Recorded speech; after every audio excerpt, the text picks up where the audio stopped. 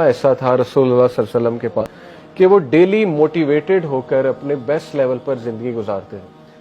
حالانکہ ان کی پرابلمز میں ابھی آپ کو بتانا شروع کروں تو آپ لوگوں کو یقین ہی نہیں آئے گا. پروفٹ صلی اللہ علیہ وسلم یتیم تھے. ایک 6 سال کے بچے کے لیے اپنی والدہ کو فوت ہوتے دیکھنا اپنی آنکھوں کے سامنے، وہ بھی سفر پہ، اس سے بڑا ٹراما تو ہوتا ہی کوئی نہیں. اور کئی لوگ اس ٹراما سے نہیں نکلتے ساری عمر. ٹراماز تو انسان کو گرا دیتے ہیں، لیکن رسول اللہ تو نکھر رہے تھے اور رسول اللہ صلی اللہ علیہ وسلم ڈیلی اپنے بیسٹ ورژن پر آ رہے تھے اور گروتھ اور ایفیشنسی وہ آپ کے سامنے. اپنے رشتہ داروں نے ہی جو ہے وہ بیک سٹیبنگ بھی کی، نکالا بھی، بہت کچھ کہا، دل توڑنے والی باتیں کہیں، مجنون کہا، نعوذ باللہ، پاگل کہا، شاعر کہا، کاہن کہا. کیا لیبل نہیں تھا جو رسول اللہ صلی اللہ علیہ وسلم کو نہیں کہا گیا؟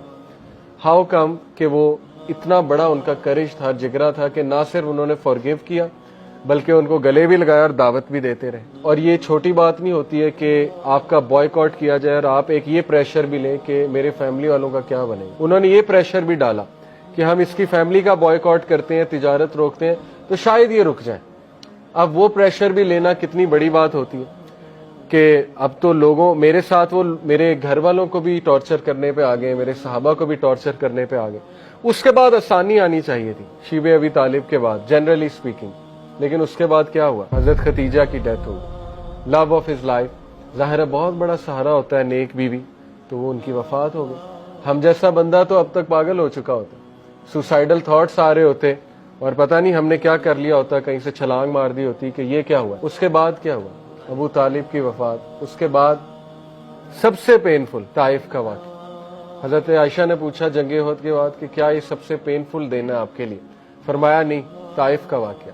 اور طائف میں خود گیا ہوں، اس کی گلیوں سے ابھی تک ایک سیڈنس اور ایک غم ٹپک رہا ہے. وہاں جہاں ہمارے رسول اللہ صلی اللہ علیہ وسلم کو پتھراؤ کیا گیا، وہ ایک عجیب سی غم زدہ سی جگہ ہے. اس کے بعد کیسے آپ امیجن کر سکتے ہیں کہ سم ون میں اسٹینڈ اپ؟ طائف کے بعد ہسٹورین لکھتے ہیں کہ کوئی اور ہوتا تو وہ یہاں پہ گیو اپ کر جاتا، رسول اللہ صلی اللہ علیہ وسلم کے علاوہ کوئی اور ہوتا. اللہ کے نبی صلی اللہ علیہ وسلم درخت کے نیچے بیٹھے روئے، اللہ سے التجا کی، اللہ کے آگے اپنا غم ہلکا کیا. وہ دعا سننے والی ہے کہ اللہ کیا آپ مجھے چھوڑ دیں گے، ان لوگوں کے حوالے کر دیں گے، میرے دشمنوں کے حوالے کر دیں گے؟ اتنے دل کھول کے اللہ سے بات کی انہوں نے.